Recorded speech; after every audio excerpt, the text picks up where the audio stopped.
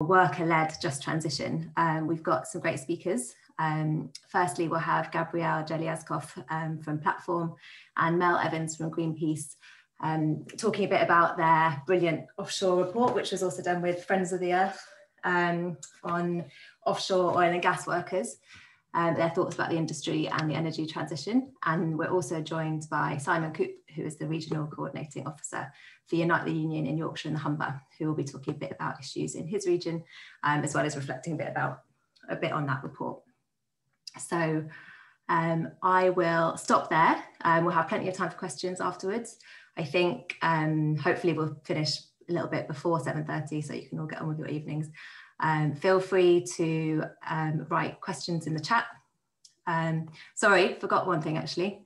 What I was going to start with before we go to Mel and Gabby is I can see that a lot of you will already be experts on this issue, but we thought it would be interesting to get a bit of an idea from the audience about your thoughts and feelings about what a just transition is at this point before we have the presentation. So if you could write in one sentence what you think a just transition is, your definition, as briefly as possible in the chat, and I'll just pick out a few.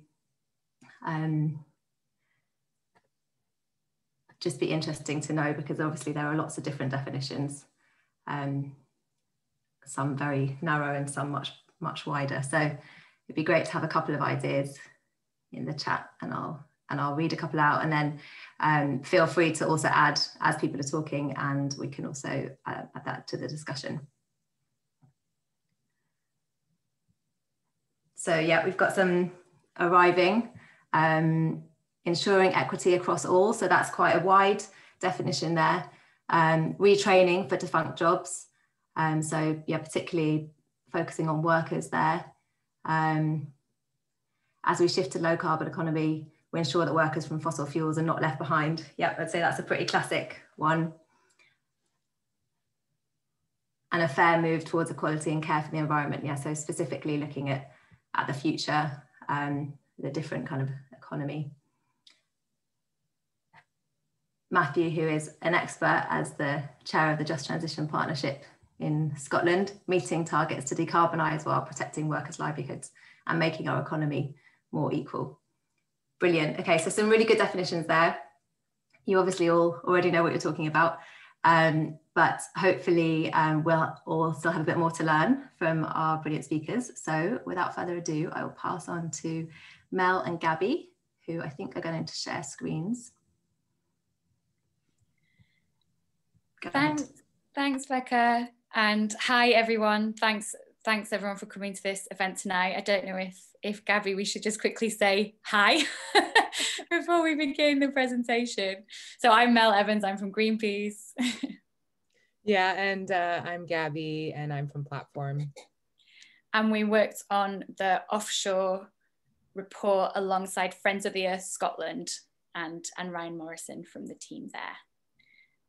So yeah, that's what we've come to talk to you about, and I'm just gonna, hopefully you can now see something. I can see it, so hopefully everyone else can as well. Yeah, I think we can. It's perfect. So yeah, I guess the first question is, what is a just transition, which we helpfully had you guys start to answer for us in the chat. And I think, yeah, basically what we're hearing is that a just transition is securing a fair and safe transition for, workers in the transition. But I think basically, obviously a just transition is a framework that was developed by the trade union movement to basically secure workers' rights and livelihoods when economies are shifting to sustainable production. And it is worth noting that the ITUC secured wording in the Paris Climate Agreement related to just transition, basically saying, taking into account the imperatives of a just transition of the workforce and the creation of decent work and quality jobs. But basically what I think we're here to do today is to encourage you to think a little bit more broadly about how we actually bring about a just transition. at least from our perspective, we have to build power in order to make that happen. And it requires substantial participation by impacted workers in decision-making. And so for us, that doesn't just mean that workers are referenced by the government in passing or that the term is used in the media. It also doesn't just mean that union officials are offered a seat at the table and don't actually have any substantial power. It means that there is participatory involvement by the workforce to produce policy and recommendations. And from a campaigning and environmental movement, it means aligning our demands with the needs and wants of the workforce and communities that our campaigning will impact. Basically, when communities are left out of generating solutions, solutions frequently fail to deliver justice. And when we're looking at good quality jobs and skill systems that are fit for purpose and all of the things that are needed in this transition, we know that high carbon workers at the heart of this, at the heart of the energy industry, know best what needs to happen in the energy industry to make that happen. And so ultimately, a transition needs to see the environmental movement building relationships with labor and frontlining the needs and wants of impacted workers and communities. And yeah, that's kind of where we are. So I'll pass off to Mel for the next slide. So when we started looking at collaborating together on this project, we knew that we really needed to understand the industry conditions that the workers in the offshore oil and gas sector were working in. So, you know, the idea of a just transition is quite broad, but the process involves getting quite specific knowledge about individual high carbon sectors and what working conditions inside them are like already. You know, no two sectors are exactly the same. And so for us in campaigning around oil and gas and wanting to work in solidarity with workers in that sector, we needed to understand what the conditions were. And so just to give people here who, you know, may know a fair bit about the oil and gas industry in different ways, but just to give a bit of a potted history of where it's at right now, you know, the North Sea oil and gas sector here in the UK was an industry that was really built up from the 1970s and had a huge kind of boom in the 80s and 90s. That was a jobs boom. That was, you know, an economic boom. It wasn't one that, like Norway, saw the profits actually put into a national oil wealth fund that, you know, might be used for all kinds of addressing all kinds of questions around the energy transition. It was, you know, it was for the profit of the companies that were operating there. But since that time, there has been a drop-off in the scale and the size of the industry, to the point that there's begun to see some shocks to that sector. There was an oil price crash globally in 2014 to 16 that particularly hit the North Sea industry, and a lot of jobs were lost at that point. So by the time 2019 came round, there was around 30,000 offshore oil and gas workers. Their work was much more casualized than it had been a decade previous. So workers are employed much more now on short-term contracts, some on 0 hours contracts. And that brings with it a whole range of issues. So one particular aspect of that is around health and safety concerns. So with a kind of drive to increase the profit margin, with you know, a kind of a declining sector of a declining industry, then there are less and less workers on the rigs, and safety standards might be seen to decrease. There's also been a kind of tendency in the offshore oil and gas sector for workers to be discouraged from joining a union because of a frequent practice of blacklisting by employers. So that means that if a worker joins a union, they might find that they are no longer needed for work. And when the sector's been casualized as it has been, that's an even greater risk for those workers. So yeah, it's important for us when we look at this case study to understand the specifics of this industry and what's been going on, and that's an idea that might apply more widely as well.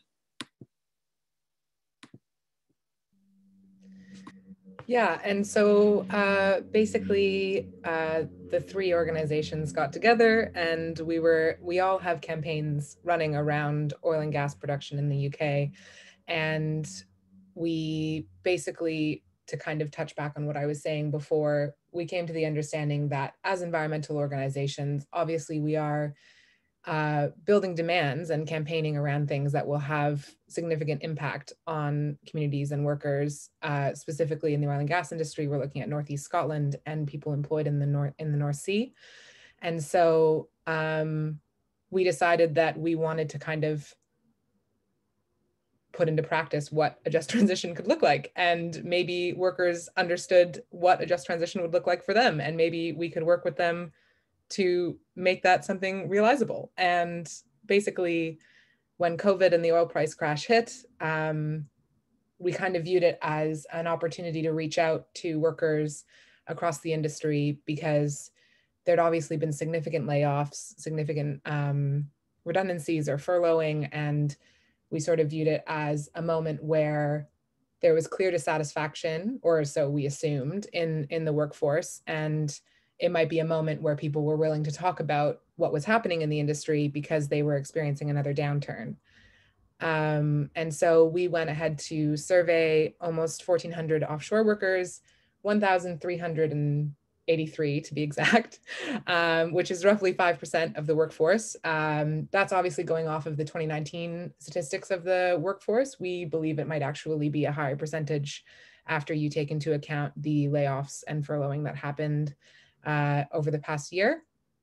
And then basically, once we ran that survey, we phone banked everyone who left their number and said that they were willing to be contacted again. Essentially, we had around 500 workers who expressed willingness to basically be recontacted, and we talked to as many of them as we could.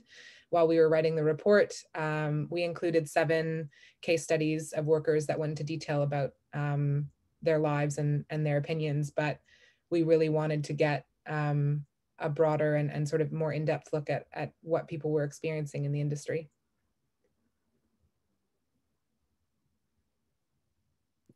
So what did we find out from conducting this survey and having these conversations? Well, the survey itself of those almost 1,400 people saw that 82% of them would consider leaving the industry. And that felt staggering, you know, that people would be at that kind of point of despair is what that gave a sense of. And when we spoke to people, that really came through. Many workers spoke about feeling like they'd been kind of left high and dry by government and industry in terms of their position in their sector at the moment. We've heard then at that point when we were doing the survey, which was about July last year, at that point 43% had been made redundant or furloughed. And we would anticipate that to potentially have increased by now because of the continuing conditions in the sector. And when we asked workers what their priority concern was, it was around job security far and away. So there's no job security left in the offshore oil and gas industry, and they're looking to find it in an alternative sector, but it's not necessarily there either. So it's one of the key issues that's coming through in this work, is that's what matters about a job to these workers, and how can we provide that in the renewables sector. 91% of the people who responded to the survey had never heard of the term just transition. So that's really interesting for all of us in this conversation tonight, because it's, you know, it's alarming that this idea that seems to have been around in the trade union and the environmental movement for quite a while hasn't been heard of by people in high carbon sectors. So what is it about the words or the way that we're communicating about it that the process that we're going on that means that it doesn't resonate with people, or there isn't any way for these workers to engage with the ideas of it, the issues of it, the challenge of it, and the task of making it happen. And yeah, it obviously is fundamental to the ideas that people were expressing at the beginning of tonight's event in the chat about how it would happen. But yeah, in this sector, no one had heard of it, and that really laid down the challenge for all of us, and for government as well, who more and more like to use that word, as we know. We also heard that more than half would be interested in alternative jobs in renewables and offshore wind. Decommissioning was also mentioned, came through strongly in the survey. So I think that's a really useful thing for people, especially coming from the kind of environmentalist side, to think about, is that this isn't about pitting some kind of clean energy versus dirty energy, as sometimes we might have done across the sector in the past, because for these workers, they identify as offshore workers, they identify as energy workers, and they're more than happy to move into a sector if the job security is there and the working conditions are there to move over. Many of them are working in both, is what we've heard from, and that's one of the challenges that it presents that we'll get onto shortly.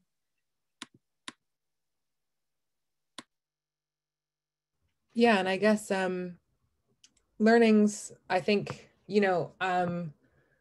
like Mel sort of brought up, one of the big things is that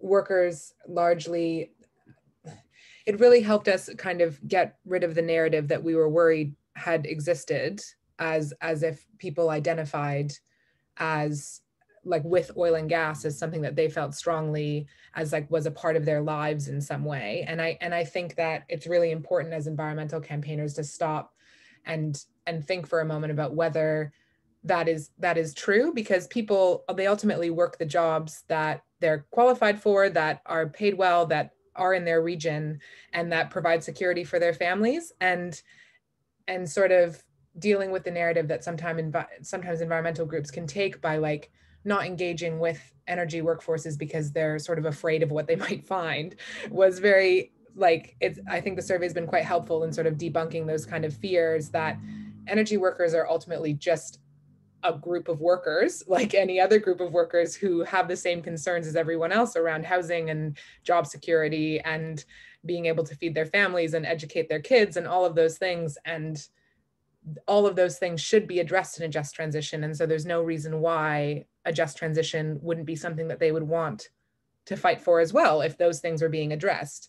And I think overwhelmingly, everyone that we called wanted to speak with us. They wanted to have a conversation. Many times the first conversation would be 20 to 30 minutes long, because we might have been the first person that had ever contacted them to ask about what was happening in their industry and what they wanted to see change.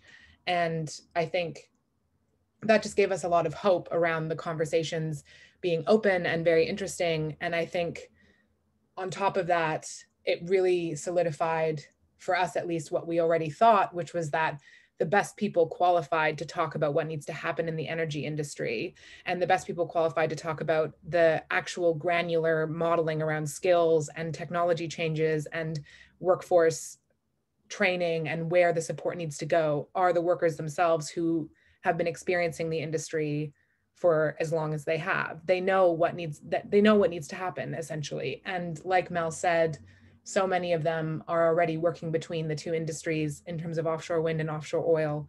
And they had so much to say about the barriers to transition that they were already experiencing now. And it seems like whenever we bring it up with government, or, well, essentially just government, they act as if they never knew about those barriers to begin with. But it seems to us like if you just talk to the workforce, maybe you would know what the barriers were. And on top of that, I think, the other thing is that phone is much better than email, because not everyone answers email, but if you call them, they'll talk to you. And that's a great thing to remember. If you want to talk to people, you just call them on the phone. But on top of that, I guess something that has already been brought up a couple of times is that environmentalists and high carbon workers can find there's so much common ground, because, you know, a lot of the people that anecdotally, of quite a few workers that we spoke to already had solar panels on their roof, already had biomass boilers, already had electric cars, were well aware of the transition happening in energy because they work in the energy industry. And so they know about it probably better than most of us do. And they work in the oil and gas industry because that's what their job is. And they understand transition in the energy industry and are frequently sometimes more knowledgeable than we are on those sort of issues. And so it's been incredibly helpful to have their insights whenever we are looking at what we need to be asking from government and what we should be campaigning for, because they have a lot of the answers that we're looking for, essentially. So where are we going to go from here? You know, we never set about to do this only to have the survey results and the report and to leave it there. It was always about building relationships and trying to build strategies together.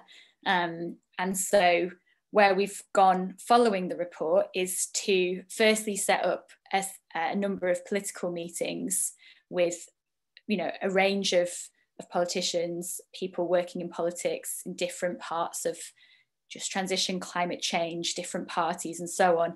Just spaces for workers to speak directly to politicians and discuss with them strategies for changing the conditions that they're working in, and that the energy transition is kind of taking place without taking their concerns into account.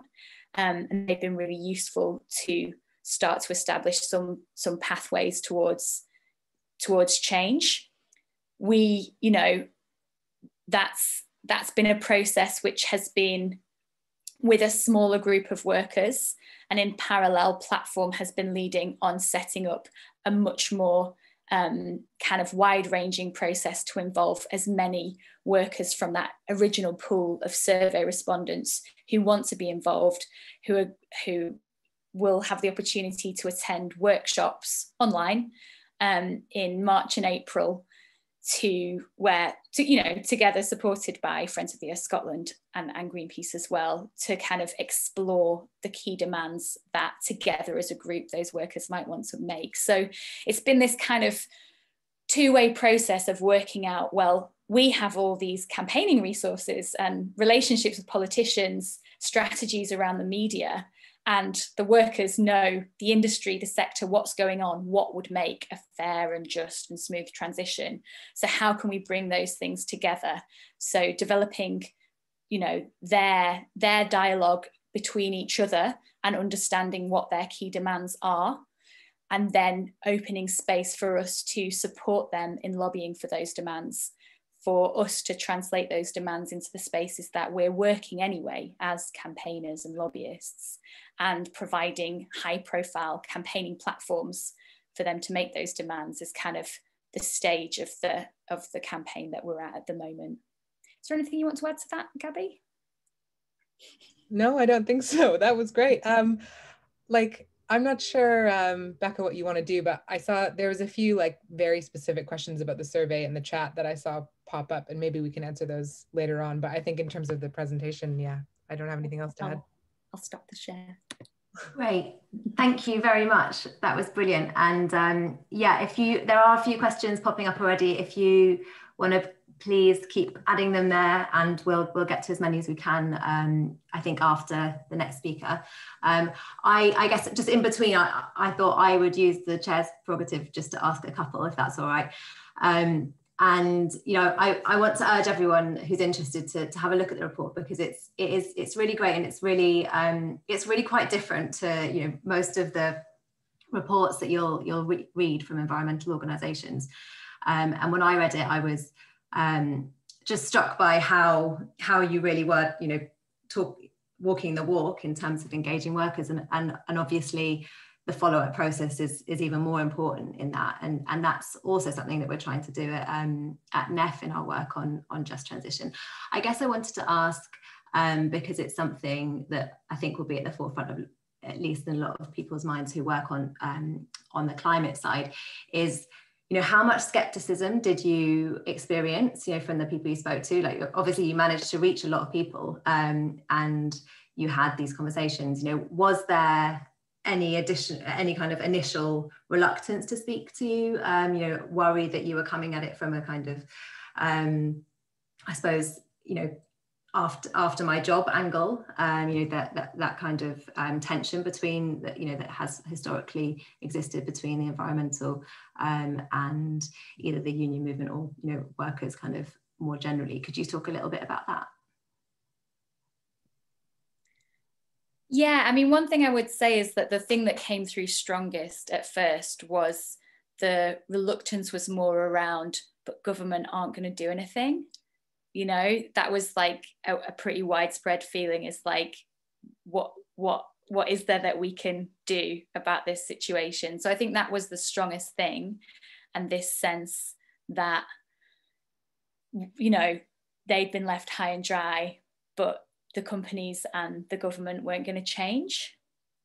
And yeah, I think it being us that was kind of, asking to speak to them about this stuff, I think the sense that no one had ever asked what their opinion was, and that they were so keen to talk because somebody had asked for the first time was the more overwhelming thing.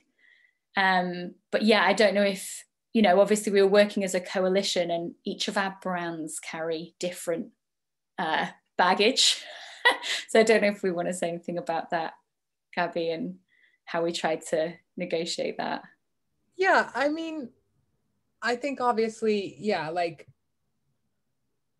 I was honestly, I don't think that there isn't, okay, so basically to answer that question, I would probably add that there isn't like a conscious, well thought through opinion about the environmental movement as like something in opposition to their lives. Like that's not, I think that that's something largely probably construed by media, because ultimately every person that we spoke to was quite different in their views on anything. And like if you polled a random section of 1,300 people anywhere, there was some people who were very concerned about climate, some people who were neutral on it, some people who had never really thought about it.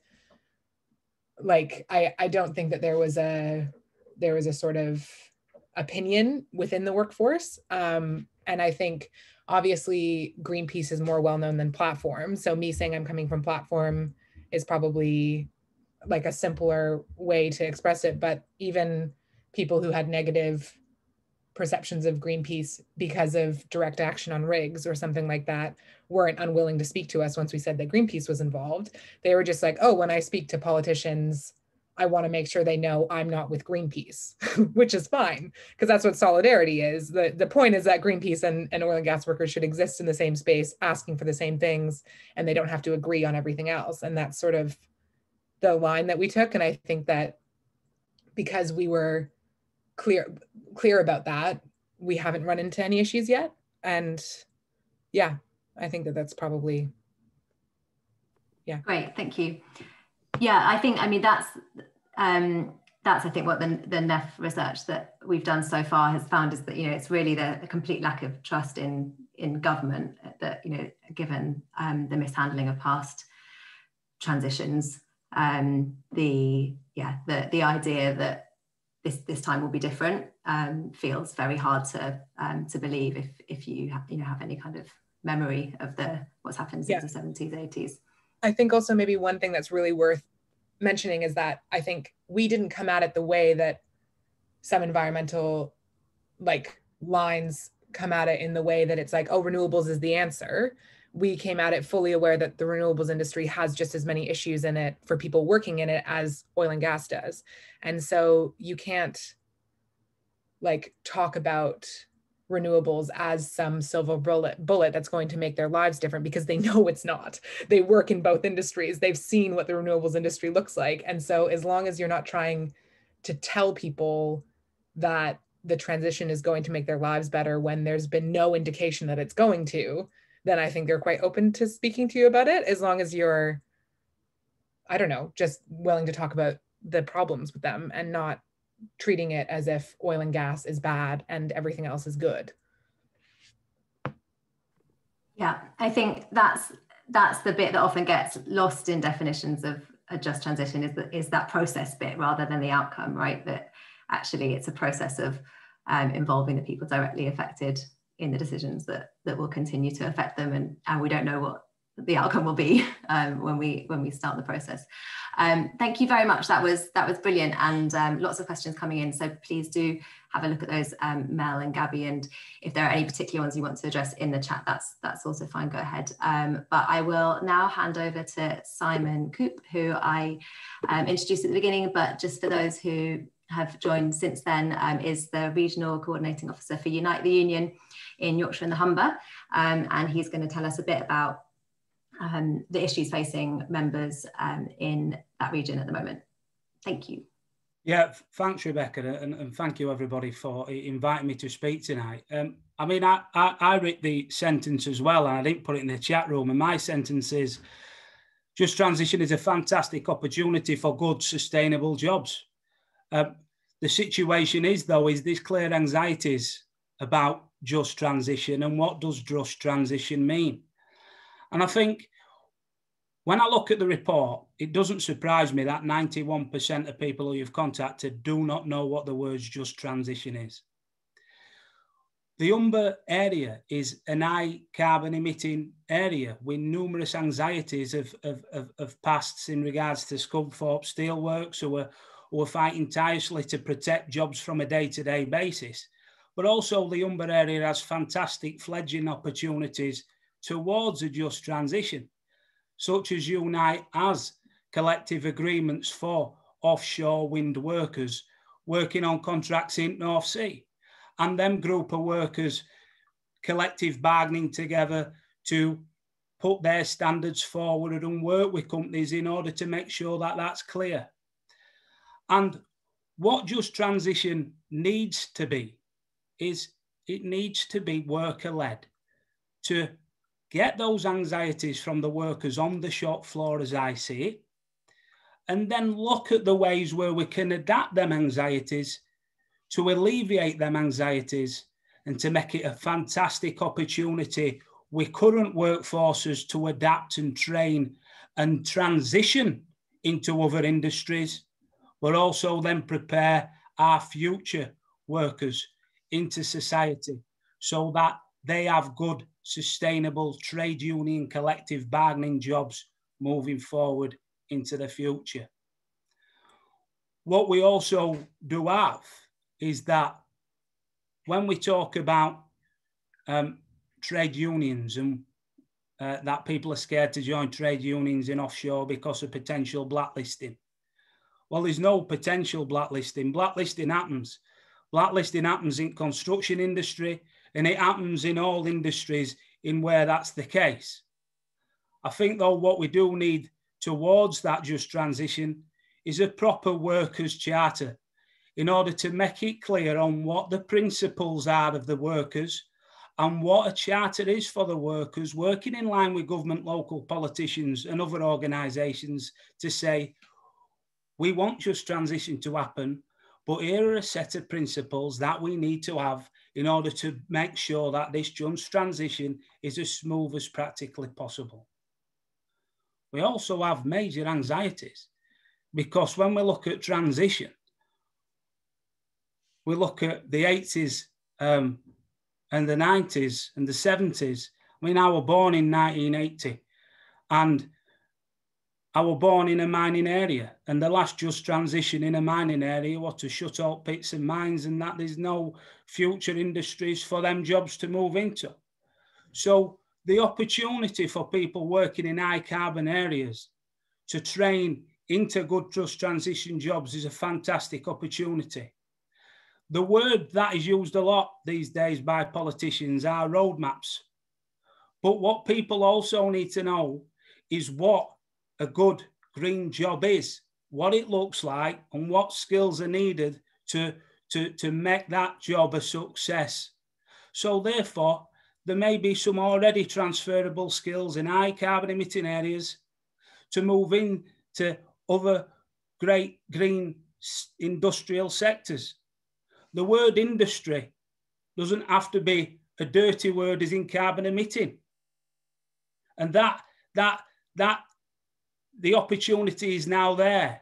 But the roadmap is, let's say if we know what the jobs look like in offshore wind, let's see what the skilled demographic is needed to create that. Then we as a trade union can talk to workers and look at the current skills demographic that we've got, but look at the skills demographic that we need and build through training resources. Because what trade unions are fantastic at are putting training models in place, training workforce and working with companies to achieve that common aim. What also we need is it's so difficult for trade unions to have rights to workers and rights to collective bargaining. If we have that situation moving forward, we can shape the future for workers. Workers can shape their own future by talking to their companies, by talking to government to say, look at what we can achieve together. There's certain companies who are designing just transition documents and the workers have not even seen it, talked about it, or even had any input into that. The situation is from anxieties can come great opportunities, and workers are prepared to listen if we talk to them moving forward with such a clear plan. I think sometimes the government, previous governments, have talked about plans and created talking shops instead of action shops for jobs. And there's been a little bit of a dereliction of duty really in order to protect jobs moving forward. So I hope there's not a dereliction of duty to create jobs in what's a fantastic opportunity for a cleaner industry. And let's be right, it's trade unions, it's in our rule book that we can have environmental reps. Environmental reps should have the same legal rights, in my opinion, as equality reps, workplace reps and health and safety reps, because we've got a climate crisis and we need to discuss it. So that's me in regards to our area, but from high carbon emitting areas of the Humber to have such fledgling opportunities of green energy, it's going to be a very anxious time, but a fantastic opportunity time for the Humber area to create jobs and to work with companies and government and all politicians to make it a success for workers. Thank you. Thanks, Simon. That was brilliant. That was a brilliant overview of the issues, I think actually as applied to the whole country, but particularly in the industrial heartlands. I suppose it would be great to hear from your point of view whether, you know, from talking to workers that Unite represents, whether there are some of the findings that Platform and Friends of the Earth Scotland and Greenpeace found in that report in terms of people's willingness to retrain, to go into different industries, whether that you think that's also there in some of the workforces that you deal with, and if not, why not? I think the UK workforce is a fantastic and flexible workforce and always has been. I think when we look at retraining opportunities, if the opportunities are there and that the funding is there and that there's a clear opportunity that they can earn while they do that, then I don't see why a workforce won't be willing to do that, and I know that they are. If we have a certain situation on where we have offshore oil and gas workers who potentially have a clear, sustainable path towards working on offshore wind plants and can transfer them skills and can go through them points, then the anxieties are being taken away because there's opportunities with a clear plan in order to do it. So what we have to do as trade unionists, and what we all have to do in order to get a good transition, worker-led just transition, is let's start building the trust of the workers. Let's start having a proper plan on what a green job is, because 91% are saying they've never heard the term just transition. You ask somebody what a good green job is, because politicians are saying it all the time, but you ask somebody what a good green job is and they won't be able to tell you what it is. So to be able to say this is what a good green job is, this is where you can earn the money that you earn now, this is where the workforce of tomorrow can have good, sustainable futures. Because let's be right, we're going through a major potential jobs crisis with automation and technology. We've got a situation on where we've had a terrifying pandemic, which is going to have a major effect on jobs moving forward. So what we have to do is say, look, the way out of this now is to a zero net carbon industry, because that's what it still is, industry, and making that point clear. I think local areas as well, in your report, need to be worked on in the communities, on them workplaces, because by starting at local level, you can build it to a national level, because every local level is involved. You have an high carbon emitting area and you've got 11 of them, you have all 11 working on them projects, and then they come together, it becomes a national point of view. So winning the trust of workers, clearly planning out what green jobs are, companies telling workers what the future looks like for green jobs, and also saying them, this is what the skills are needed, and working with trade unions to discuss that, to discuss the rights, access to workers, and then let's work together in training that to get the skills demographic ready for when it happens. Because what we have normally in industry is cliff edge economics, where we're taken to cliff, we either stop up or we fall off. And that can't be the case this time. But it's a fantastic report, really is. Thanks, Simon. Just one last point on that. I suppose you just mentioned a cliff edge, and as we've seen over the pandemic, we've had a succession of potential cliff edges with the furlough scheme. But I wanted to ask, how optimistic you are in the current context of the COVID pandemic and the government's response so far, that we're on track, that this worker-led just transition that you've so eloquently kind of sketched out is possible. It's possible if we stop talking rhetoric and start putting actions into place. There's a hell of a lot of rhetoric what comes from it with sound bites that seem to try and satisfy appetites. They don't satisfy my appetite. Sound bites, actions do, and I think when we look at and I'm not saying the rest of Europe is the answer, but when you look at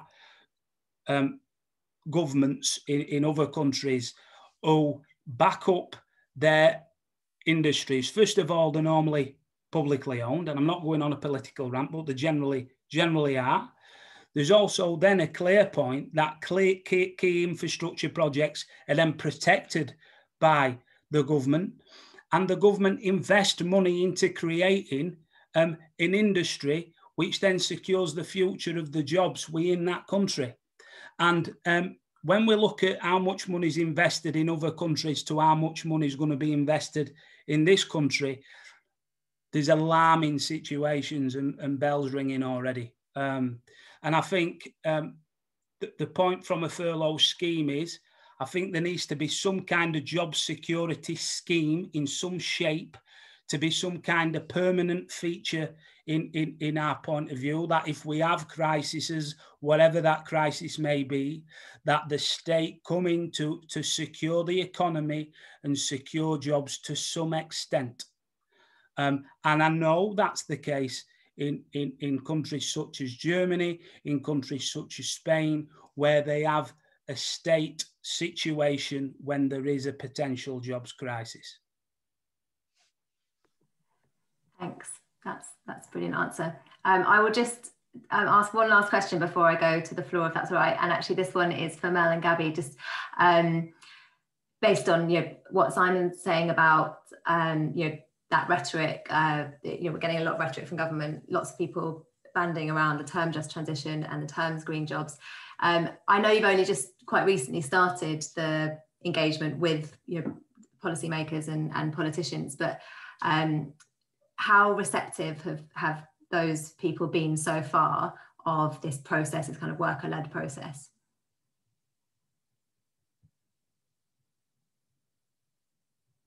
That's the end of the question. Yeah, I'm just working out who's going to go.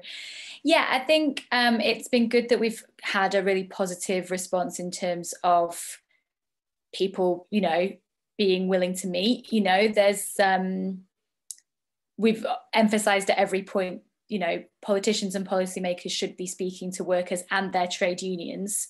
This is a particular situation where we're in contact with these workers and want the opportunity to kind of open up avenues of getting towards action and getting away from rhetoric. So, we always emphasise this is in no way to replace the engagement that all those politicians and policymakers should be having with trade unions.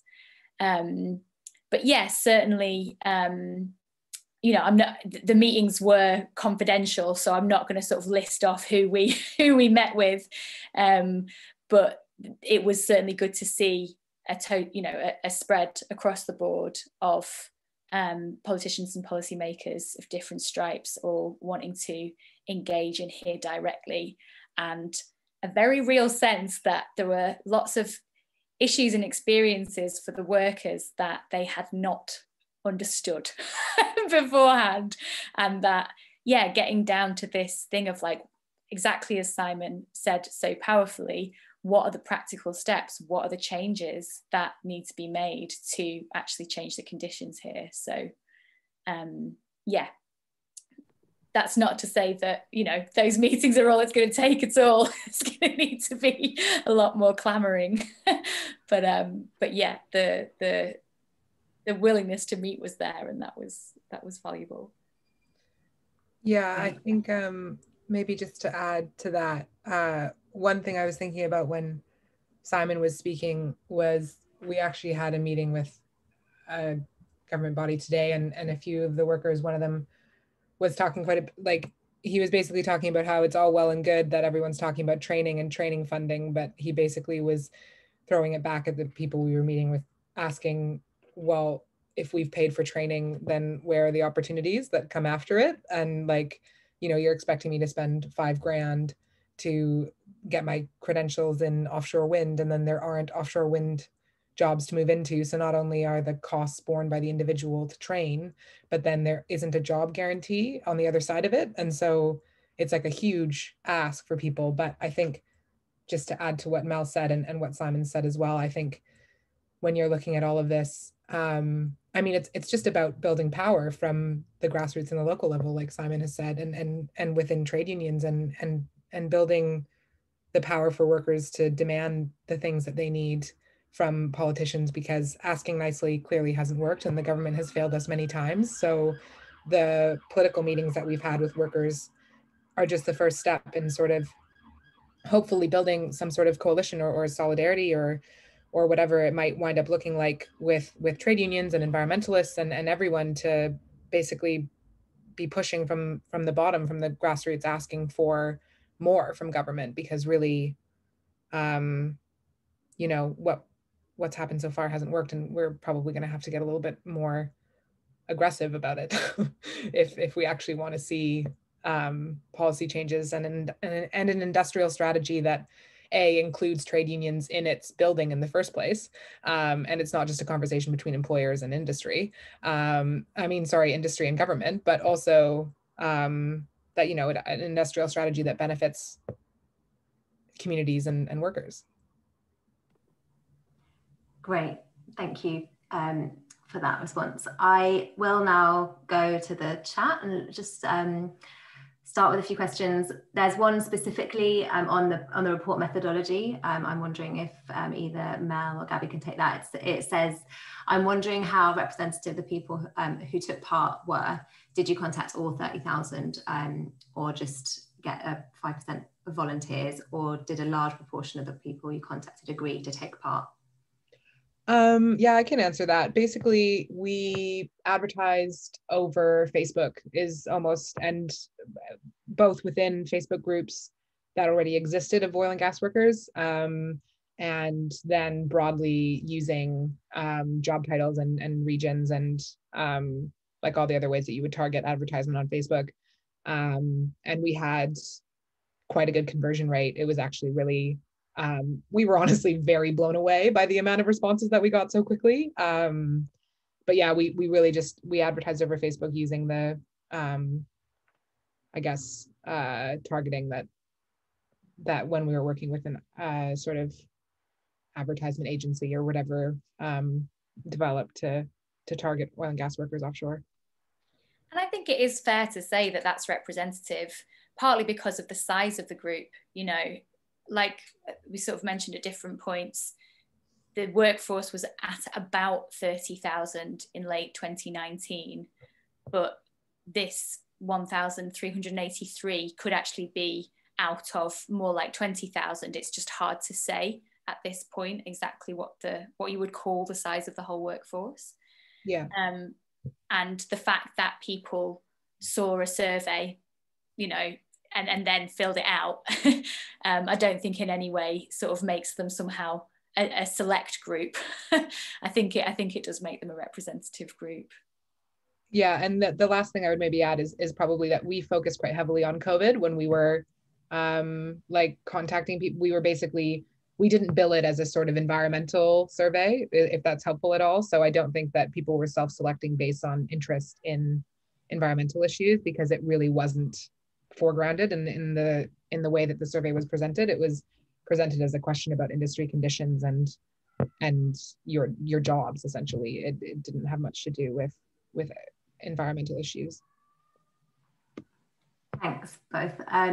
There's a couple of people have kind of alluded to, I suppose, what we might call corporate capture of this term. And I guess it would be good to get all of your thoughts on that. So people have been talking about the large oil companies, for example, BP and Shell, having mid-century net zero targets with very little indication of how actually the detail of getting there, but also particularly on, you know, how that affects workers and how it relates to a just transition.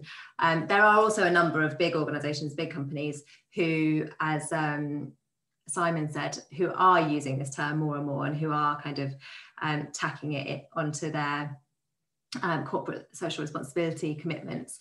And you know, I suppose I'd be interested in your views, like how to avoid that becoming just another buzzword that's kind of bandied around at the COP26, that's, you know, put in front of governments to persuade them that, you know, this just transition is happening. How do we, at this point, avoid going down that road?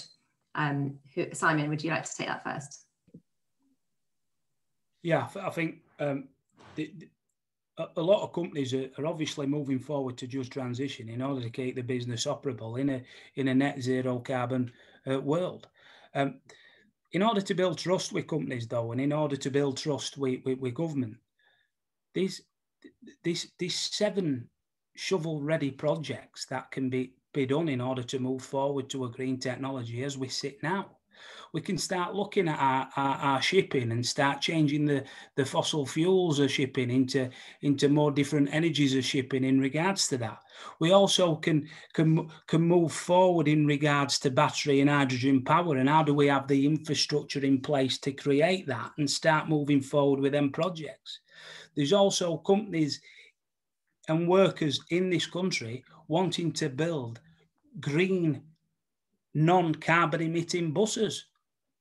Well, what a fantastic way to build trust than investing in these projects now, so that then when we start talking about other projects, we've got a proud history of working together to start looking at the shovel-ready projects, as I call them, or what we need to move forward now.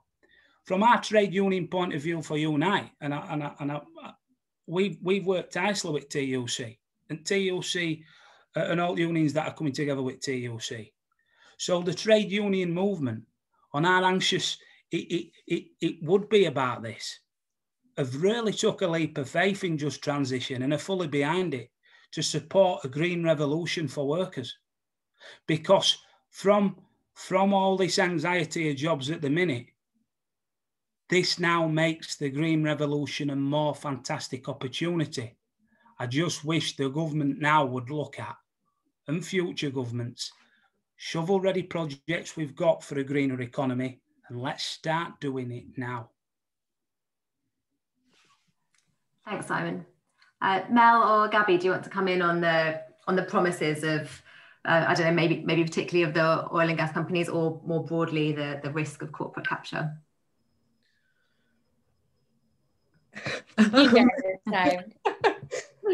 Yeah, sure. I'll go first. Mine is just a quick thing, which is just, I think I was kind of thinking about that question in order to resist corporate capture more from like my position, I guess, as an environmental campaigner, and less about it from a structural level. And I think like the only way to avoid, I guess, corporate capture of a term, or like even government capture of a term where they're not actually doing anything about it, is to, you know, actually define a just transition ourselves and sort of reclaim the term and actually not use it as rhetoric ourselves.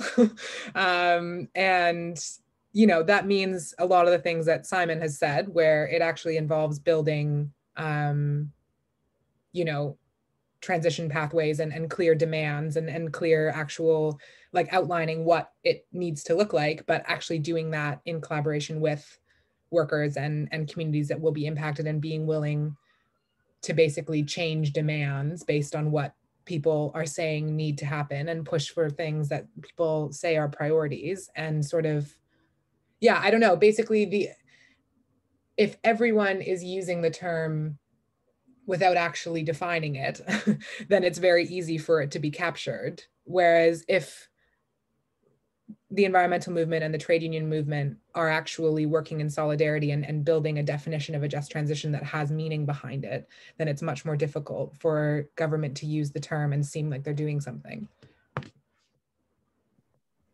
Yeah, of course, you know, 100% agree with what Simon and Gabby have both said. I think the only thing I could add is it's also about people hearing, like the public hearing directly from workers more as well.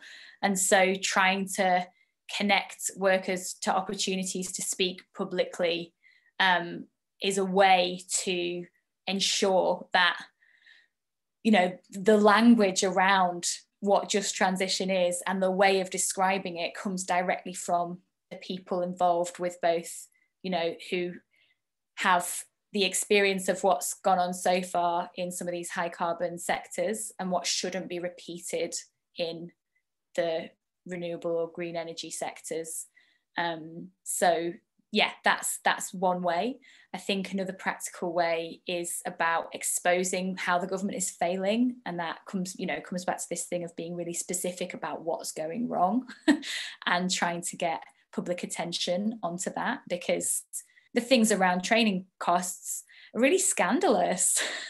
You know, you've got workers paying for first aid training for contract work every few months, and it's like, that's just in law as an employer's responsibility. So the government isn't protecting workers in lots of ways. So whenever they use the rhetoric, that's an opportunity to expose why that's so false. Yeah, thanks. And actually on that, you know, the training thing, which obviously, like the skills gap is one of the biggest challenges in addressing the transition, but government policy needs to match the rhetoric there. And for example, cutting Union Learn, which is one very good way of getting workers skills while they're working, is kind of, yeah, undermines, I suppose, a lot of the narrative. Simon, sorry, did you have your hand up, or shall I? Yeah, I just wanted to talk very quickly about social justice at a just transition, because we have an opportunity here to create a just transition where the fruits of that labour of just transition should be wider reaching than just lining the pockets of the few in that sense. And I think if there's opportunities there, and profit's never a dirty word, then let's all buy into that for that social justice. and to move on with that. I think when you look at the way that things have been moved forward, where workers' rights have been paying for, so for example, workers' pensions have been cut to make sure that a company carries on operating for 3 years, etc., etc. The money can't be just tied up in certain outlets. It has to be broader, it has to be wider, and we have to all buy into that for a proper just transition. If big companies take just transition over, then I'm sure that they will want to make profits out of that, and maybe then not share what a proper just transition should be for workers. Great, thank you. We've got another question that touches on the local versus national that some of you have spoken about. What can we do to make sure that new green jobs are in the same areas so people don't have to uproot for new jobs? Who would like to have a go at that one? Simon, go ahead. Sorry, it's about creating that regional jobs map, innit? Roadmap, jobs map. And I think where we have high carbon areas and we have that anxiety, then what a fantastic opportunity where we have them skills and we have that kind of maybe transferable skills to move into them areas. What you will have as well in them areas is you will have potential high unemployment. You will have a situation on where society will change, like it did in the 80s in certain high industry areas, and therefore this isn't like we've got 2 weeks to do this. We've got time, but that time will go like that if we don't act. The job opportunities which are developing in Hull, which are developing in that Humber estuary, will hopefully create a bigger supply chain, which will create more jobs into that offshore and will create them areas. But a job of carbon emitting mapping should be already done. We know where the big blobs are on the map of where the carbon emitters, because we've all seen maps of them. And let's start looking at them areas to create proper policies in organising. If they were good for that industry, them areas, then surely they're good for green industry as well.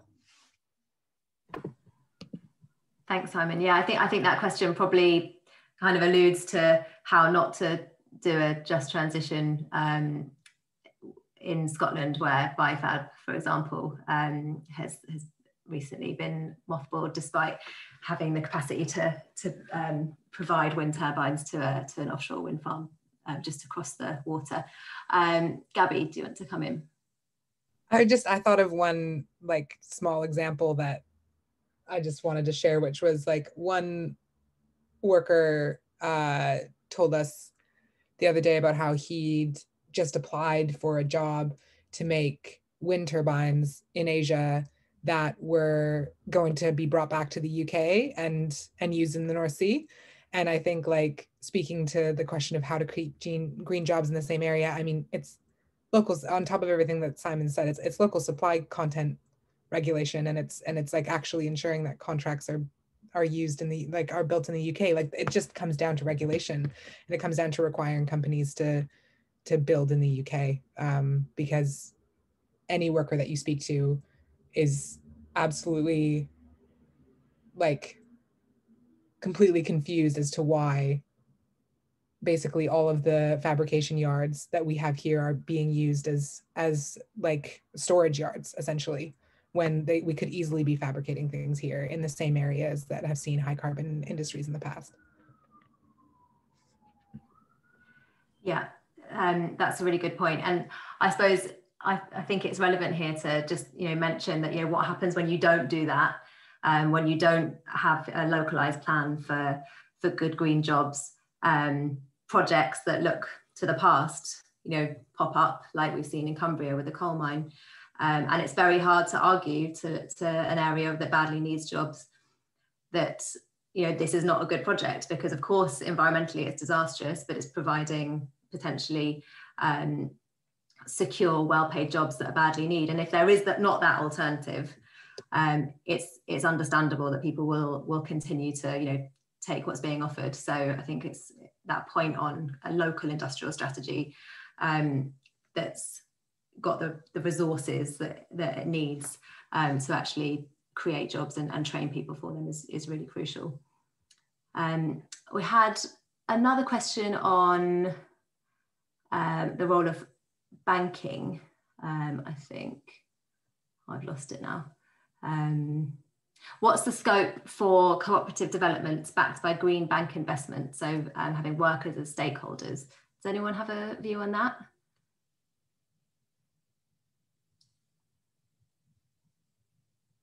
I think it's more, I think if I understand the question correctly, it's more about, I suppose, like more worker ownership of companies. You know, where is that in, you know, where do you see that as fitting into the transition, either the process or the outcome?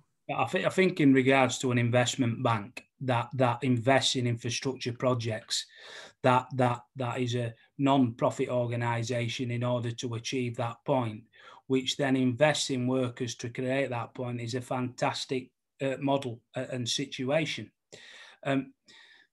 When you have cooperatives in regards to workers, there's always a potential situation because you have to have a board and you have to have decisions and you have to have that situation. So there's always going to be them decision makers and there's always going to be then a workforce that are all bought in equally, with, you know, which is fine, but it faces challenges. I think when you look at an investment bank, which could be government owned, which could be worker owned, but I think it needs to be government run and nationalised, where it's a bank for infrastructure projects, where, for example, you would have the opportunity now to use that bank to invest in carbon capture, storage, usage and storage now, to try and decarbonise certain industries so that the anxieties can move forward as well. So you've got the just transition, but you've also got the decarbonisation of carbon emitters as well in through that. And what a fantastic opportunity that would be through a green bank or a bank owned by organisations who want to invest in green infrastructure projects. And if workers need to be on the board of directors on that, then so be it. There's nothing wrong with workers being on board of directors of companies. It happens in other countries and it's a fantastic success. Thanks, Simon. Does anyone else want to talk about that at all? I mean, maybe I won't talk exactly about the Green Investment Bank. I'll leave that to Mel maybe, but just in terms of like increased worker control, I mean, speaking personally, like obviously, like I'm a trade unionist, I'm going to say this, but like obviously increased worker control is kind of absolutely what needs to happen in order for any just transition to happen. Like I saw another question in the chat about like, you know, how does a just transition happen if the employment practices in the alternatives are just as bad? Well, that's worker organizing, and that's workers on boards of directors, and it's publicly owned energy, and it's all the things that take the power away from exploitative companies to cause the problems that they're causing right now. And so, yeah, of course, like increased worker control is a massive part of any transition, because that's the only way we're going to see conditions in energy and in the energy industry change. Thanks, Gabby. And yeah, I suppose that kind of European situation that Simon spoke about, you know, that the few examples of a just transition that I can think of, and none of them are anywhere near perfect, but they all have that ingredient of much more union and worker control. You know, in Germany and Spain with the coal phasing out, for example, the workers being on boards is a much more normal thing, and unions having a seat at the table is also, or having many more seats at the table than they often do here is much more of a thing too. I think that we're coming to an end now. I think I've gone through most of the questions that are in the chat. If anyone has anything urgent, please do pipe up now, but I wondered if we could go to all of the speakers just for like a last thought. Maybe, you know, there's a call to action in the Offshore Report, but if you'd like to say something about how the audience here can, you know, get more involved, what they can do to help the just transition be realised, then that would be great. Shall we start with you, Mel, since you're big on my screen already? Sure. Yeah, I think the key thing to take away from the offshore experience is just you can talk to people because I think it's too easy for anyone in whatever is their sort of like main area or key area to sort of stay within the same conversations and the same sort of frame of reference. But, you know, for us, calling up those oil and gas workers and being like, hi, I'm from Greenpeace, would you you up for chatting to me? You know, it's like, that was of course a really surprising moment to be like, yeah, well, we're all going through this pandemic together. It's affecting people very, very, very differently. At the same time, there's a shared moment, and the energy transition is kind of a similar thing. So I think just wherever different people are working, whatever angle they're coming into this question from, just do reach out and talk to people, and phone bank. It's fun. Thanks, Mel. Gabby? Yeah, I guess just to add to what Mel said, I wasn't expecting you to ask this question. I'm like, how do people work towards just transition? I think to sort of add to that, I think one thing that I haven't really mentioned yet is like, I'm really big on making like conversations around climate more accessible for people who aren't really into talking about climate. And I think sometimes it gets pitted as climate is like somehow different from housing or job security or food or any of those things. And like, obviously all of them are incredibly interwoven as issues that all need to be addressed together. And so I think like, if the people in your area are most concerned about housing or most concerned about job security or most concerned about food, like you talk to them about the things that are impacting them on a daily basis. And then you weave in climate and the larger structural issues that we're facing as like the world, like within those relatable things that are impacting their daily lives, because talking about climate as like scientific stats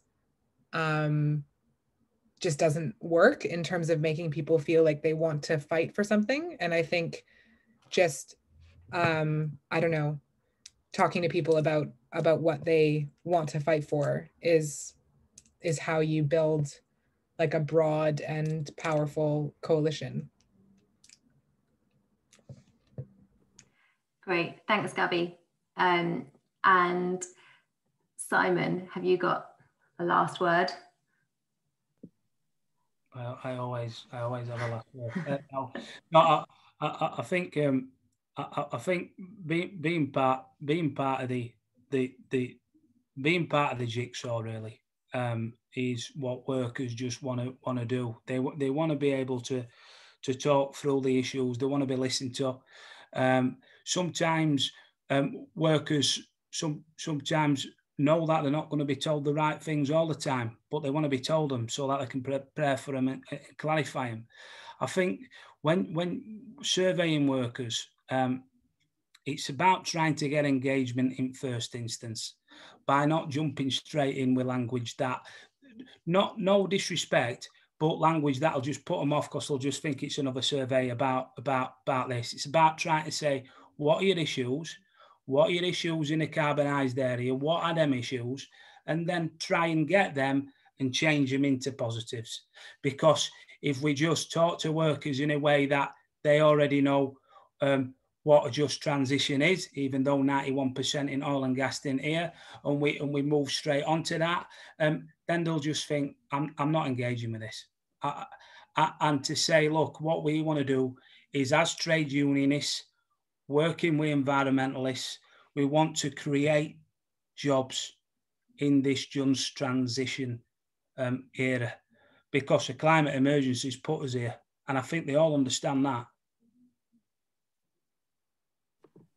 Thanks, Simon. I think all of you have summed up, actually some of the last questions as well, which is about this potential tension, but which you've all framed actually as an opportunity to work together. And you've all rightly pointed out that not everyone in the room will agree on everything, on all the pathways or technologies or methods, but the starting point is talking, is building that trust, and that's how we get somewhere together, and behaving like adults, and not necessarily, I think, just going in with the solutions in those first conversations, as you say, Simon. So and all of you are working on these issues in your day jobs, I know. So I'd urge everyone to follow the organisations that are represented here: Platform, Greenpeace, Friends of the Earth Scotland, and Unite the Union, which is doing some great work on just transition in Yorkshire and the Humber, as well as I would also flag Matthew Crichton's message in the chat. The Just Transition Partnership up in Scotland have done a lot of brilliant work, and in many ways a really good model for holding governments and businesses and those in power to account. So I urge you to check that out. And lastly, NEF is also doing work in this area, and we will be publishing various reports and briefings over the next couple of years as we work in Yorkshire and the Humber and a couple of other locations in the UK. So please follow us too. And lastly, just thank you to all the speakers for a brilliant and lively discussion. Thank you very much for everyone for participating so gamely in the chat, and for giving us your brilliant definitions of just transition. And I'd say, if there's anything that you can do personally, if you're not already involved in this, is join a union and join the conversation. So hopefully you can, that's something that most of us can do. Brilliant. Thank you very much. And I release you for the rest of your evening 10 minutes early. So enjoy, and many goodbye. thanks. Thank you. Bye-bye. Bye.